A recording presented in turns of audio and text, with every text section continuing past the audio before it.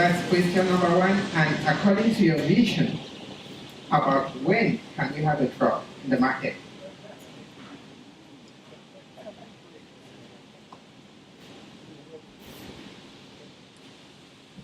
That's a very, very important question. Thank you. In the industry I went over earlier, our target markets. There's the FDA, there's the state by state, and then there's the over-the-counter. Each one of them has their own specific regulatory process that we have to take it through. So one of the advantages of the state by state initiative is that we were able to bring these products on the market very, very quickly as compared to going through the whole FDA process. So depending on the country and their regulatory environment, we can actually launch these products almost instantly. So we actually went after cancer right away because one of my partners back then, his girlfriend had cancer. So one of the pictures that you actually see is his girlfriend that had the basal cell carcinoma on her nose. And we actually tested it on her, and that was our first test subject. So because Colorado was legal at that point for medical cannabis, we were able to extract it, create it, get it into a delivery format, and have actual patients using it within a week. We had the drug on the market.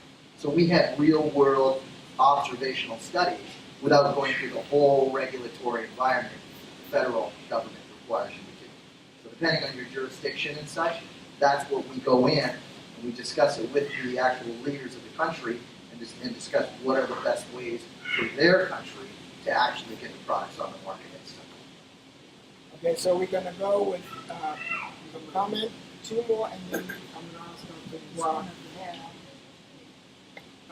Well, we are near the end of our time, so if it's very short, yes. But we start there, we go there, and then there, and that's it. Thank you. We're going to stop. And I may stop in the middle of a sentence.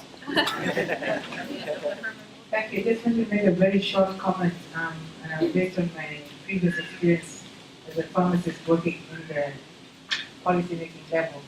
And one of the things that I was involved with at the time when I was there was the development of an alternative medicines policy and the strategy and the regulatory environment for that. Because one thing we realized, you cannot fit this kind of research and development into the structured way we do other, what we call the allopathic medicines, the ones that really have a single component. So I was thinking that perhaps one of the things we need to do to really facilitate for industries such as yours is also on the flip side of it to look at what kind of policies and regulations and laws we have for the alternative medicine industry or the natural medicines industry. We did this a lot in Kenya and Tanzania and a few other countries, including South Africa. We've all actually looked at this regulatory environment because we were trying to almost fit a square peg in a round hole, trying to get this into the FDA type of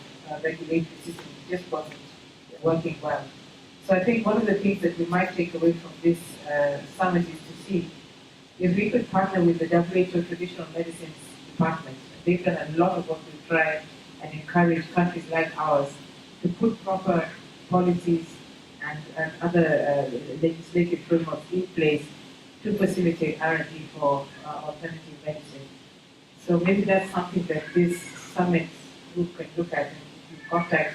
We have both at the Geneva office as well as the APRO office. There's a center that just does nothing but look at how to set up an enabling environment for the kind of work that we're doing.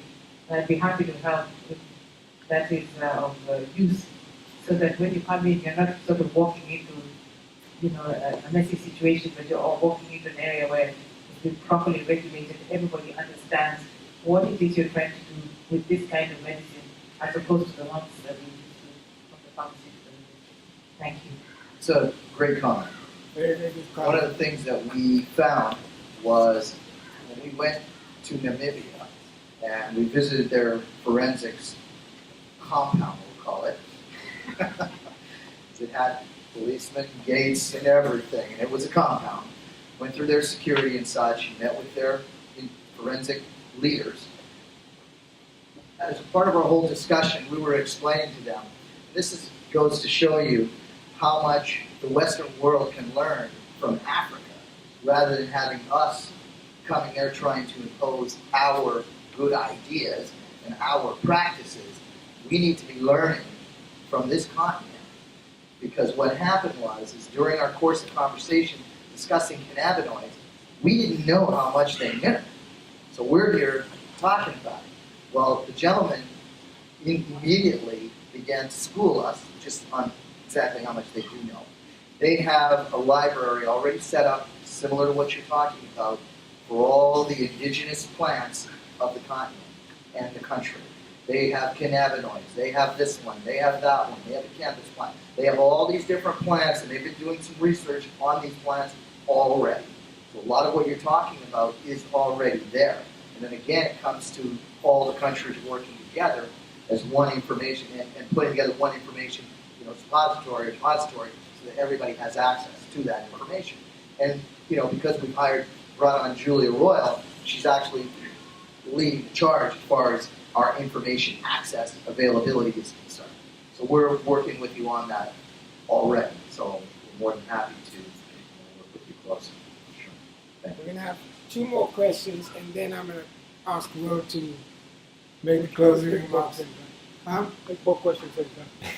So your question, and then your question, sir. Thank you all for a great presentation. So coming from the maternal newborn health field, where some countries, especially in Africa, you don't have certain drugs on the essential drug list, yet they're supposed to be there per WHO recommendations. What policy challenges do you see trying to take this that can definitely be of help, especially with uncommunicable diseases? What policy challenges do you foresee, and how can the diaspora be part of, how can the diaspora help to push some of these initiatives that you're trying to put forward? Let's take the second question, and then we can get responses. Thank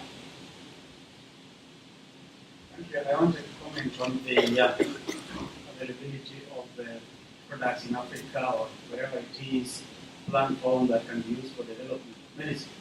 I think this is nice to hear. In Kenya, we have the Kenya Medical Research Institute that's been researching on plants and herbs and the rest for many years. To the best of my knowledge, we haven't patented a single product out of that.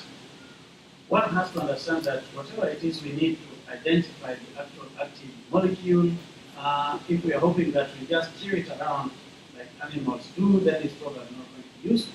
Identify, isolate, put it in a usable form. And this is expensive, and at the end of the day, this ends up being expensive. And there are lots of examples. In cancer, we have lots of those plant products that we don't want to mention. In malaria and the rest. But one has to really understand that you have to develop them. And if you are talking about having them cheap, without any form of development, I'm sorry, it's going to be disappointment. And this is what we have to understand. Thank you. Yeah. So responses to those last questions are the essential medicines list and the cost of development to go from a genetic to a specific molecular approach to treatment. Thank you. When you're creating drugs, you have a couple of different avenues that you can go down. And, this industry that we're involved with, it's so infantile that a lot of the regulatory environment hasn't even been set in stone. So at the end of the day, in order to accomplish the goals that both of you are looking for, which is creating the drugs for a critical ailment list, critical drugs, and cost effectiveness, come down to the process of development. In Africa, I understand that the FDA has satellite offices throughout Africa. So our access to that information is what's going to help us get these products to market quickly, because we might even have the ability to develop it in one country and then distribute it throughout the rest of Africa in different countries and such. As far as cost effectiveness is concerned, I don't think there's another plant out there that's as cost effective to create drugs as a cannabis plant. So you're literally cutting your price of manufacturing down by almost 1,000% as compared to the regular drugs that are being created now. And that's because you're growing the plant and processing it all in-house. We will literally have millions of kilograms of extract that we can create drugs through growing it on the continent ourselves. And that brings costs way down to the bottom line. Thank you, Raymond. Any other responses to the last two? So, yeah. So, Dave. You don't have to simply go to a one plant molecule. You can use the whole plant. And if you look at Germany, Germany developed a commission back in 1978, and they put together monographs of all the different herbal plants that were being used in Germany. And 80% of doctors use phytomedicine, and it's even being taught in their medical schools. And this is really whole plant medicine. And it's very, very accepted, very well accepted in Germany, in France, and many European countries. So one does not have to isolate a particular molecule. The plant makes the entity itself. And sometimes it's best to use the whole plant, because then you won't have the side effects, which is, again, what you're talking about is a lot of research and something that's patentable